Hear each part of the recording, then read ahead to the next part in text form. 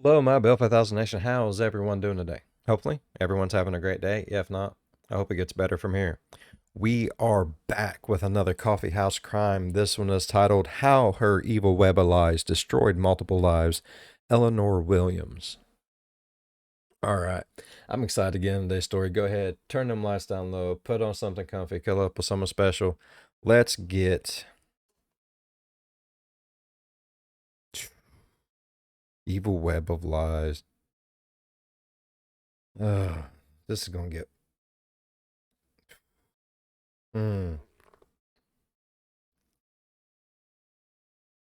Let's get slightly curious and tremendously terrified all at the same time.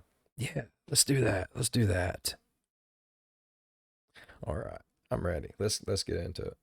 Eleanor Williams was a young British woman who had an awful story to tell. However, unknown to everyone else at the time, this story was full of venomous fiction that carried a very heavy punch. With everyone believing her words at face value, she single-handedly destroyed the lives of several men in an instant. And moving forward, there would be a tremendous amount of work required to build these men back up again. But who exactly was Eleanor Williams? What was her story? And what prompted her to fabricate such a volatile web of lies?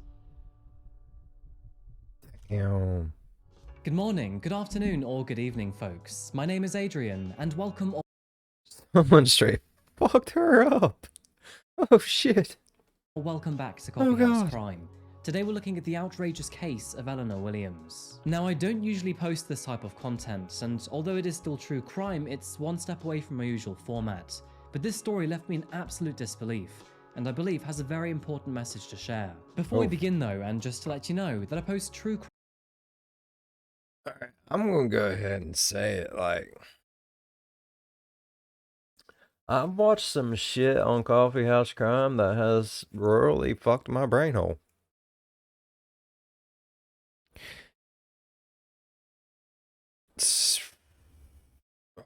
So if this stood out to him, it's going to be.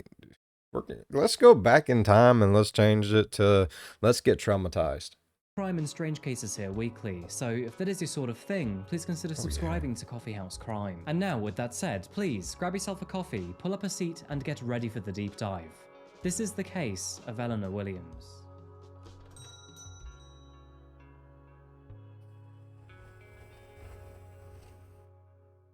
Nervous. Found along the coastline of northern England lies a small town huddled against the Irish Sea, and with a population of roughly 55,000 people, the residents of Barrow-in-Furness live on the quieter side of life. It's about 100 miles from Manchester, 100 miles from Leeds, 100 miles from the Scottish border, and 100 miles from the Isle of Man, making Barrow-in-Furness a somewhat lonely port town that faces the cold sea air in a solitary manner. 100 miles away from every damn thing. That'd suck. Where's Walmart? 100 miles away. It's like right there. However, don't let its remoteness fool you into thinking it's a place of no importance. There is plenty of evidence that the area has seen settlement activity for several millennia, this including the Romans, the Vikings, and the Cistercian monks. The town and its surrounding region saw a huge increase in population during the 19th century. This was thanks to the new rail line in the 1840s and a newly built dockyard in the 1860s. And by 1876, Barrow had built the largest steelworks and furnace in the entire world. In more recent years, Barrow-in-Furness has unfortunately gone past its heyday. The industrial decline marked the first of many problems, and sadly, much like the rest of northern England, the heavy reliance on the now dwindling industry has seen a significant impact on overall productivity. It doesn't help that some parts of northern England have quietly and sadly been left to wither, while the majority of government spending remains to be around London and in the south. However, with thanks to the tech and media industries, there does seem to be somewhat of a renaissance happening here. Anyway, the town itself has plenty to do. There's Furness Abbey to the north, Peel Island to the south, and the Great Lake District National Park just half an hour down the road. Now, found just outside of town. Oh, that was beautiful. I want to see every last bit of it. Oh. lies a small island named Walney. The only way on and off of the island is over the Jubilee Bridge, and as one would come to realise, this separation from the mainland appears to portray a greater sense of wealth. Homes here sell for almost double the mainland average, and it's here on Walney Island that we find the Williams family, and more specifically Eleanor Williams. 22-year-old Eleanor was a young woman with a very loving family. Growing up with a mother, stepfather, brother and sister, the Williams household, which was located on Teesdale Road, was large enough to be deemed busy at all times. Attending Walney High School, Eleanor had a great group of friends. However, she was also seen as rather unusual by many of those around her. She would often bunk school. I mean, we're all slightly unusual. I mean, I'm weird as fuck. I'm okay with it. Run out of classes, or even avoid them entirely.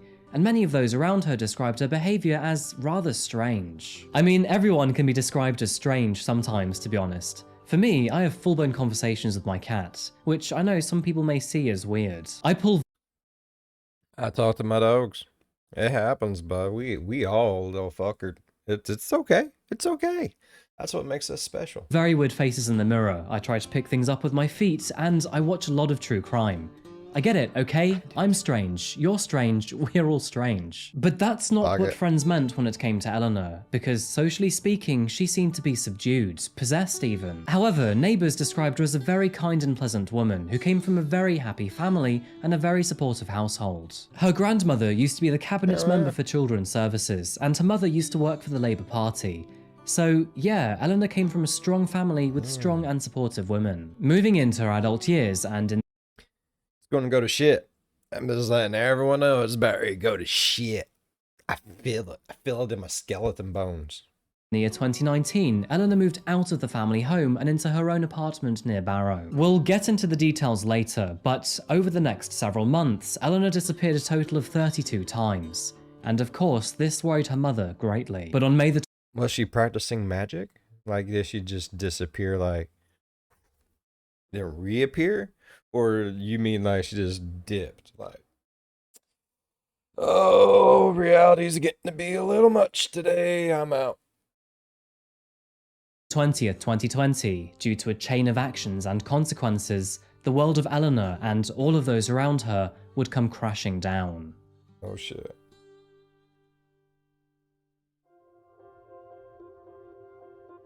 It was on this day that Eleanor came forward to share a story in the most public and open way possible. Her Facebook post described a very devastating tale, one that would make even the strongest of stomachs churn and the most apathetic of souls burn with anger. The Facebook post began with, "This is the hardest post I'm ever going to write." The 19-year-old claimed that she'd been abducted to have sexual relations with 3 Asian men, and furthermore, had been trafficked across the north of England, Amsterdam and Ibiza. She further alleged that she'd been beaten by these men because she was in debt to them for not attending parties due to the coronavirus pandemic. She went on to post several photos of herself with horrific injuries, this including a black eye and cuts and bruises across her face and body. As anyone could expect, Eleanor's story shocked the internet.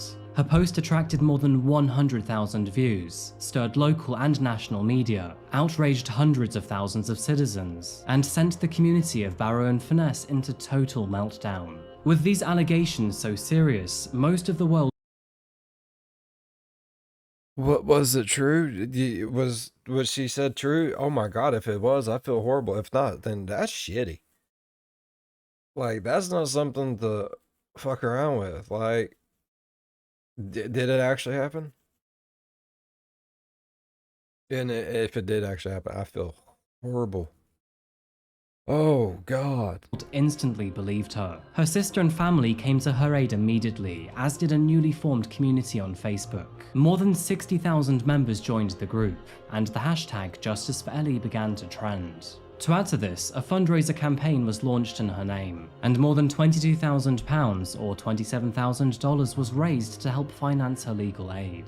For Eleanor and her family, who had long known of her injuries and disappearances in the recent months, it felt as if the world had finally woken up to their terrible tragedy. They now had financial support, a strong sense of community, and an insatiably vicious appetite for justice.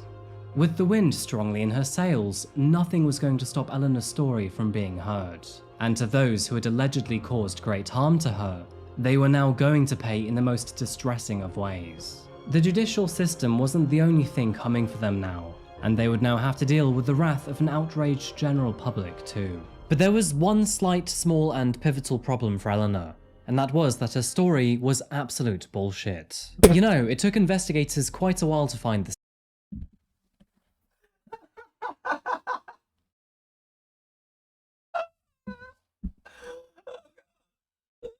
Shit, that was great. And then there was just one thing wrong with her story. It was utter bullshit.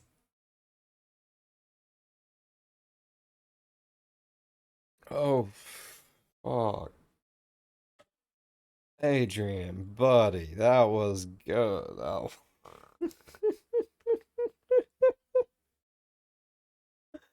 Oh, shit. That was great. Oh, damn. out, and when they eventually did, I'm sure they didn't want to believe it, because to fabricate such a callous story is absolutely evil. But the more they rummaged through surveillance footage, evidence, and data, the more they realized that, yeah, Eleanor's story was a total fabrication, and they were absolutely shocked, mind you. And so began the investigation against Eleanor instead. As it turns out though, several officers in the force were not actually surprised to learn of this, because they had actually had experience with Eleanor before. There is a huge amount of surveillance footage to show you in this video, but first I want to go through Eleanor's troubled history before we untangle her web of lies. As said before, Eleanor was already known to the police as a vulnerable young woman. In fact, she had actually been reported missing from her own home a total of 32 times over the last year prior to her alleged assault. To add to her long list of disappearances, she often abused drugs such as marijuana and cocaine, and usually disappeared during one of her benders. There's not. I don't think there's really all that. I guess anything in abundance could be bad for you. I don't see the harm in the marijuana part. I don't, suck it down pipe. But the cocaine? Bro. No. No. Nobody needs cocaine in their life. To add one extra What is this, like 1985, and is she a businessman? No. She don't need cocaine. layer to this, she was normally found intoxicated and half naked in unpredictable locations. Regardless of the recent allegations, Eleanor also had a very dark and disgraceful history when it came to lies situated around assault. It was in the year 2017 that she told a local nurse that she'd been assaulted by a man named Cameron Bibby. Apparently, he had spiked her drink while the two of them were at a house party in Barrow and then assaulted her. However, it would eventually be learned by the police that this was categorically a total lie. 2 years later, in March 2019, she told Oh my god, this lady could destroy so many lives by spreading some bullshit like that. Why would you do that? I mean, I'm all for women empowerment and everything else. I am. I love ladies. If it wasn't for ladies, I would not be alive today. Like, my mama gave birth to me. I have 100% respect for women. But you shouldn't do that. Like, that's not good. That don't do things like that if it's not true. Oh god. This is awful. one of her colleagues that she was assaulted by another local man named Jordan Trengove after he'd allegedly drugged her on a night out. Wanting to do the right thing, this colleague contacted the police afterwards. However, when an officer from the Cumbria police tried to speak to Eleanor about these claims, she said she did not want to press charges. Although Jordan and Eleanor were actually at the same party, she disappeared halfway through the evening. To add to this, Jordan had never met her before and also had no affiliation with her whatsoever. It would have actually been impossible to prove he was guilty anyway, as Jordan was accounted for the entire night. That wasn't even just by friends, as police had actually dropped him off that night after he'd had an issue with a taxi driver. To add to this, he had even returned home with a different girl that he was recently dating, and she was a rock-solid alibi. Eleanor moved out from her family home and into her own place around the same time as this, and combined But see, that could have ruined that man's life forever, all because she wanted to do that. Oh my God. This is, don't do things like that, people. Oh God. with the dozens of times she The little boy who cried wolf, you know? It's the little boy who cried wolf. Eventually, no one's going to believe shit you say. That's not something you don't want someone to not believe you. Is that, did I say it right? I don't. disappeared, it caused a great deal of discomfort to her family. But with the anonymity and lack of physical accountability came the ability to fabricate her own story and lies. And amongst her claims of abuse at the hands of Cameron and Jordan were several other men too, this unfortunately including family man Mohammed Ramzan. Eleanor claimed that he had groomed her from the age of 12 and onwards, and allegedly, they were all part of a violent Asian group that targeted young women and trafficked them onto other men at parties. Now, Eleanor's evil allegations focused on several events conducted by various people, but very little did she know at the time that the evidence against her story was absolutely overwhelming. My question is, who beat the shit out of her? Did she lie to the wrong person? That's like, I'm just wondering, because, bro, like, someone beat the brakes off of her. And I'm sorry, but by this point, with her lying on everyone like she has, it could have been anyone that beat the shit out of her. I'm not even gonna lie. Like, she probably had it coming. And I hate to say that. Oh my God. No, I really need to know who just, like, in their right mind thinks that it's okay to go out and say, hey, I was drugged and assaulted by this person. And it not even be true in any way, shape, or form, like at all, like actually not true.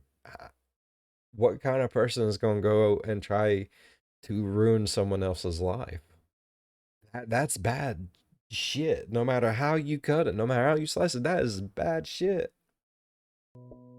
Now, we'll begin with the allegations made against Mohammed, but Eleanor claimed that he had forced her to Blackpool before assaulting her alongside multiple other men. However, this story was proven to be a complete and total fabrication. A surveillance camera captured this image of her alone at Preston train station on the day she claimed she was forced to go to Blackpool, and furthermore, Mohammed was nowhere to be seen. As seen in the surveillance footage here, CCTV captured her entirely alone in the evening. She had booked herself into the Palatine Hotel for the night, and at 9:40 PM, she was spotted buying milk and instant noodles at the hotel's shop. A look into her phone's activity also indicated that she'd spent most of the night watching YouTube videos, and she didn't seem to leave her room again until 10:40 AM the following morning. She was further captured by another surveillance camera the next day returning home. A camera at Preston's bus station confirmed that she was there alone, with no visible injuries noted. To add to these allegations, Eleanor also claimed that Mohammed had taken her to Amsterdam and then Ibiza, where he had then sold her to the highest bidder. However, there was one markedly Sold her to the highest bidder. Okay.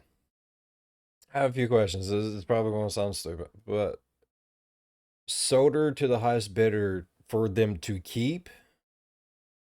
For them to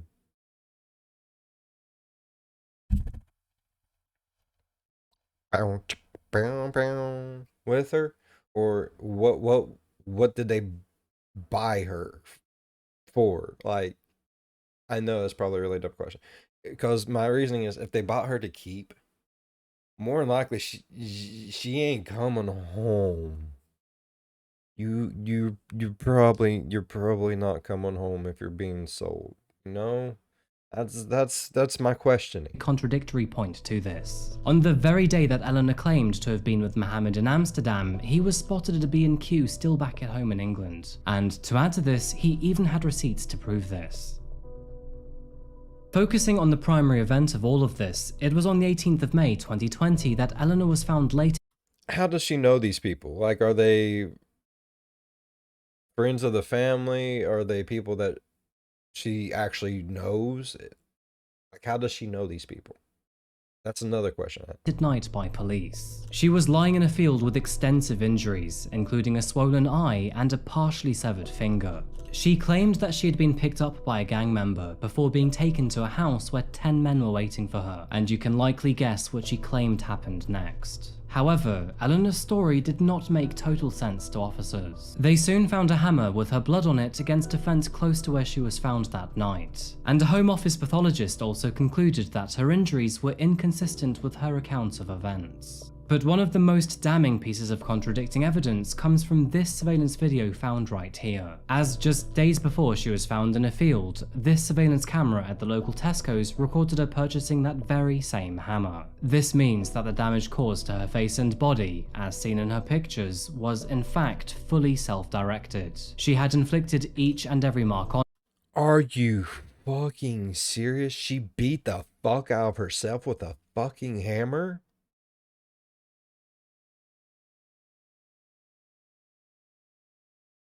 Oh my god.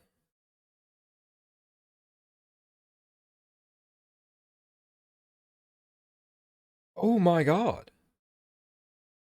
There's something wrong with this fool.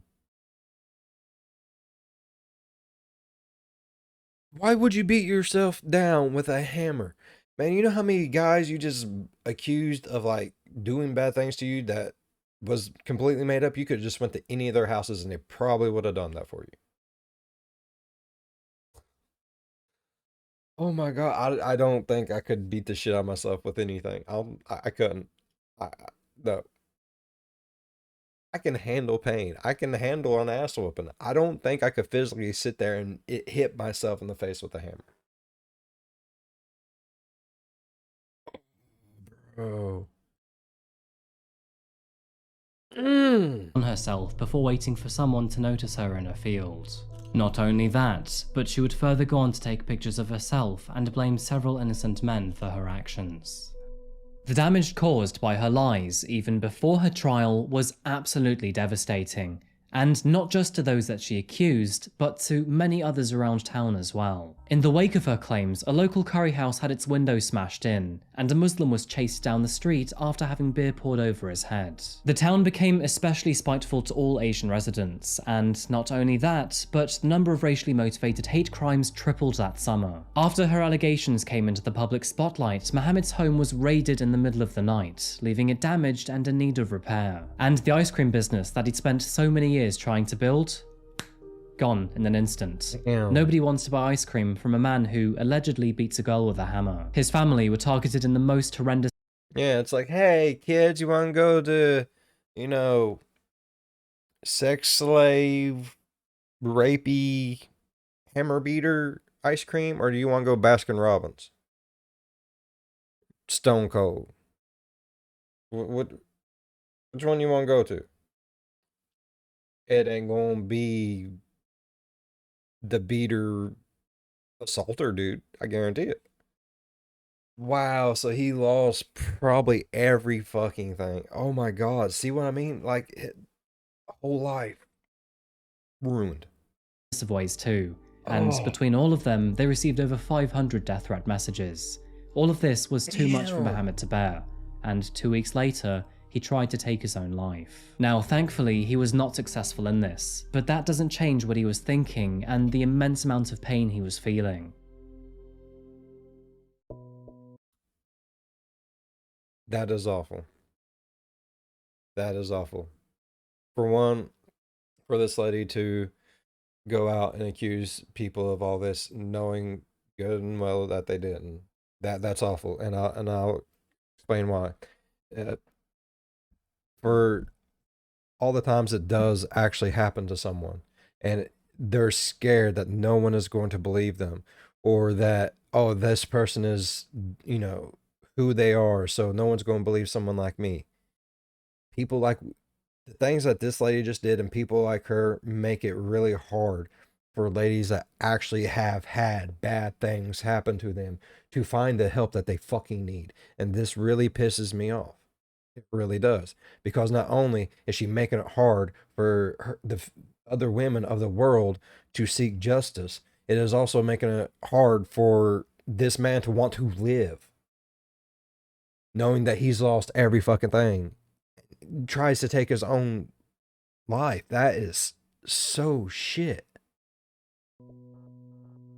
However, as the months ticked by, Eleanor's delusional web of lies started to slowly crash down around her. The amount of evidence suggesting she had fabricated a story began to rapidly increase, as did the likelihood that she would soon be arrested for it. Now, unfortunately, she was also greatly suffering from her own mental health. And after attempting to run away from a care support agency, she sadly attempted to take her own life. She was not successful in her actions, and after pulling through, she was then arrested and reprimanded for breaking her bail conditions. Investigators eventually confronted Eleanor with the evidence that contradicted her story.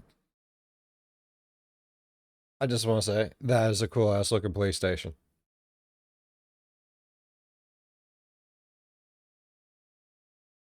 Our police stations look like shit. That's fancy looking. That looks like some kind of artistic shit. That looks like a museum where I live. And after realizing that she had nowhere to go, she admitted to her lies and was finally taken into custody, where she remained until her trial. Moving to the legal proceedings of this case, the evidence against Eleanor, who by now was 22 years old, was absolutely overwhelming. All of the text messages pretending to be from her abusers were now proven to be false. Another Snapchat account, which Eleanor claimed to belong to Jordan Trengove, was proven to have been set up from an ISP address related to her own home's Wi-Fi network. The B&Q receipt proved to be a rock-solid alibi for Mohammed, and Eleanor's passport data showed she had never travelled to Ibiza. Surveillance footage proved that she was alone at the Palatine Hotel in Blackpool. The DNA found on the hammer was confirmed to belong to her, and many of the stories she spoke about were proven to be vastly inconsistent. A forensic pathologist who detailed her injuries to the court highlighted that they were all sustained in areas reachable by her right hand, and furthermore were more than likely to have been self-inflicted. In response, Eleanor replied, "I wouldn't buy a hammer to hurt myself. I'm not a psychopath. Bitch, you a psychopath. Oh, no. Oh.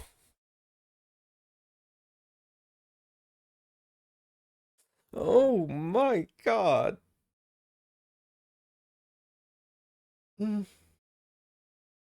Not a psychopath." The court heard how she invented people in her phone who simply didn't exist, and also used 2 mobile phones to send and receive messages and take screenshots. They were also told how Eleanor manipulated people she was in contact with on Snapchat by renaming them on her phone with the name of alleged traffickers. She would also induce sexual messages from them, and furthermore take screenshots so it looked like they were traffickers harassing her. She further incited racism by framing her story over an Asian group, and most of the fake messages she wrote were written with poor grammar or spelling, and given deliberately foreign-sounding names like Salza. Now, during the time she uploaded those pictures to Facebook, Eleanor was already on bail after being charged with 7 counts of perverting the course of justice. But instead of winding her neck in, she decided to double down in the most extreme of ways. She went big and went home, bro. Oh, fuck. I don't want to know what else this bitch did. Oh, God, my brain can't handle this. A forensic pathologist would ultimately conclude that all of Eleanor's injuries were self-inflicted from the hammer she had bought. But the court was still left wondering what had caused someone like Eleanor to inflict such devastating harm to themselves. A small amount of insight came during the first day of her sentencing hearing. Dr. Lucy Bacon, a forensic psychiatrist who assessed Eleanor multiple times since 2019, diagnosed her with a complex PTSD disorder that had likely resulted from childhood trauma. Eleanor allegedly displayed all of the key symptoms typically seen with severe PTSD, including the ideation of taking one's own life and substance abuse. Eleanor also seemed to learn how to maintain a mask in order to hide her own emotions, which is actually very common in trauma. Dr. Bacon suspected some form of undisclosed sexual abuse in childhood, which she said Eleanor had referred to opaquely in their sessions. It is also confirmed that social services were involved with the family until Eleanor was 8 years old. However, we don't know what this was for. A male psychiatrist, Dr. Martin Locke, was not able to diagnose her with any psychiatric disorder. But if Dr. Bacon is correct in her own assumption, this may be because he was a male, and Eleanor had therefore refused to engage in any of his dialogue. The judge, Mr. Altham, agreed with Dr. Martinlock that there was no evidence of a conclusive diagnosis. He did, however, admit that there were clear overtones of difficulties in her childhood, but there was also very little clarity over what those may have entailed. Of course, I've considered whether the aberrant nature of these offences means that I should assume that the defendant is suffering from some mental impairment. There is no explanation for why the defendant would commit these offences. She has gone to extraordinary lengths to create false accusations, including causing herself significant injury. No explanation for this behaviour is apparent. However, that does not mean that I should speculate. Unless and until the defendant chooses to say why she has told these lies, we will not know. It is also believed that Eleanor is likely a compulsive liar, and many of the stories she'd made up were extremely easy to disprove. Some of these lies include telling people that she had a baby named Bailey, when in fact she had never given birth before. She'd also told people that she'd spent several weeks in a coma in hospital, when this too was a lie. After a 10-week trial, the jury took only 3.5 hours to come to a verdict. And, no surprise, they unanimously found her guilty on 8 counts of perverting the course of justice. Eleanor stared straight ahead as her fate was sealed. And what's even more disturbing is that, even to this day, she's not taken accountability for her actions, and still sees herself as the victim. It is so concerning to see that she still holds no remorse for all of the pain and suffering that she'd caused. Though, at least to me, it is very obvious that she still needs help and support for her mental health. As a result of her verdict, Eleanor be crazy. No. Okay. How do we know that it's real? Like, this girl is a master manipulator. She lies like a motherfucker. And she don't care. I'm sorry. I don't trust a word she says, and I don't trust a word she says to a psychiatrist where they're going to try to give a accurate detail on what's wrong with her.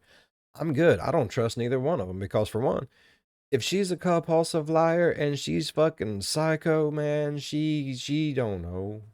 She don't know what's going on. She is in her own little world, and everything she has spouted to her is true. It gets really hard to tell the difference when you're trying to read somebody, if they're lying or not, when they believe wholeheartedly that their lie is true. And everything from the younger age, that could have happened to her, that could all just be a part of her lie. I mean, I had to deal with Child Protective Services for like 2 years after my little boy broke his leg. I didn't do nothing wrong. Nobody did anything wrong, but they still came in. It went from, we'll come in like once a month and check, and it was all because like accidents happened. So just because they're around for a period of time doesn't mean that it was an automatic, oh my God, yeah.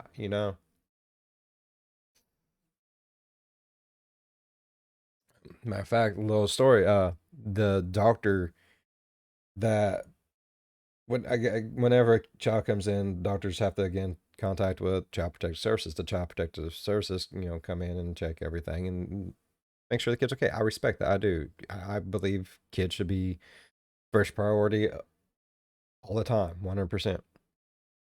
But the doctor was telling me, like, his oldest son, who at the time was in college, they had a wraparound porch. Part of the wraparound porch didn't have a railing on it because it had rotted, so it had been taken down.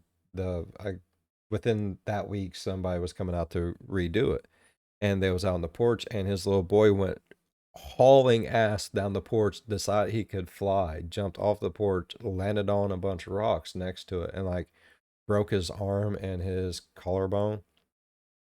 And he had Child Protective Services for like 2 years breathing down his throat. He's like, it happens. Like, oh no, it's good. was sentenced to 8 years and 6 months in prison. However, being eligible for parole in February 2027, she may see the light of day in as little as 4 God. years.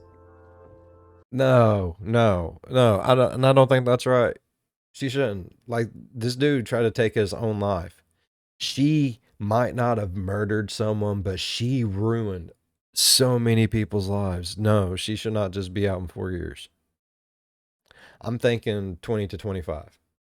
I'm sorry. And I don't think she should be in prison. I think 10 years in a mental facility where she can get help. Yeah. Eleanor's false story has had devastating effects on her victims. Jordan Trengove has been living in terror and fear after her post went viral. The front door of his home was spray painted with extremely obscene words, and people have even launched bricks through his windows. He was also arrested and forced to spend 73 days in prison, where he then had to share a cell with a long list of convicted sex offenders. Jordan spent his 19th birthday behind bars at the risk of actual offenders, and sadly, he too eventually tried to take his own life. Oliver Gardner was sectioned under the Mental Health Act after he also attempted to do the same thing. He had only met Eleanor during a chance encounter outside Preston bus station when she asked him for a lighter, but she would later claim that he had assaulted her and tried to sell her to a grooming gang. Cameron Bibby, who was the first man falsely accused in 2017, told the court how he was too scared to even pick his son up from nursery. And after the claims were made, some of his own neighbours displayed Justice for Ellie stickers in their windows. All of these men have since been diagnosed with severe PTSD or some form or another. And despite finally getting justice for the crimes they never committed, it will take years to untangle the messy slew of self-hatred and doubt. Yeah. The mind is powerful, complicated, and even a thing that can betray us. And despite this motherfucker could be out in 4 years. No, fuck you, Bob. Despite never actually being in the wrong, accusations can sometimes be enough to make one feel guilty for an action they have never committed. Yes. It's a Yes. terrible illusory effect, and can come as a direct consequence of severely manipulative and malicious behaviour. Eleanor's lies destroyed the lives of several innocent men, which in return destroyed the lives of all of their families too. Yep. And to add to this, even her own. I say that, but to this day, Eleanor's family still believes she was the victim of some evil Asian grooming gang. To me, it sounds like they've Then they just as stupid as she is. yet to face the cold hard truth about this story, though I imagine it's their I imagine being her parents, they don't want to believe that their baby girl did all that. But they have to know deep down that it's true. If not, they don't.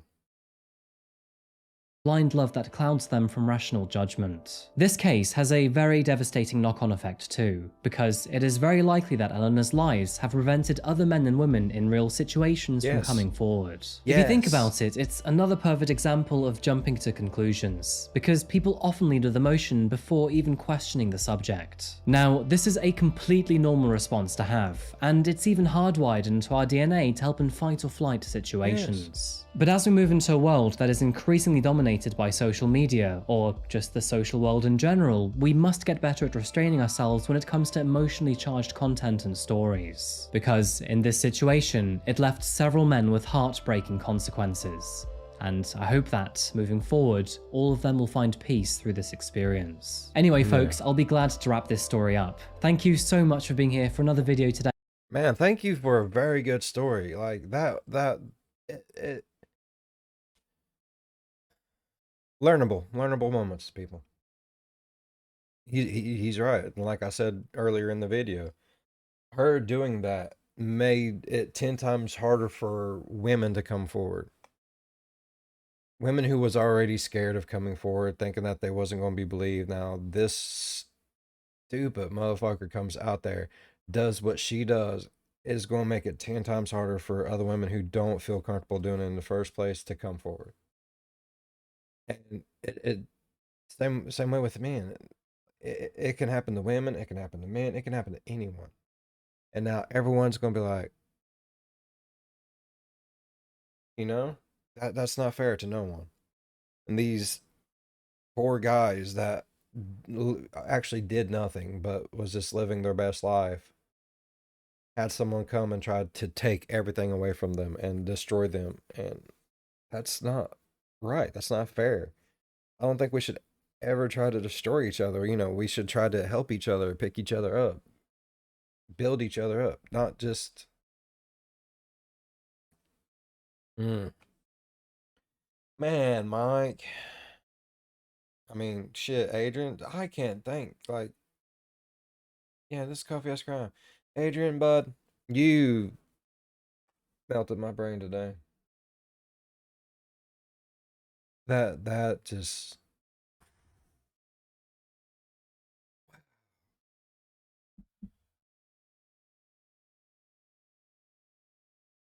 I don't know how to feel about any. The poor boy. 73 days in prison with sex offenders for no reason.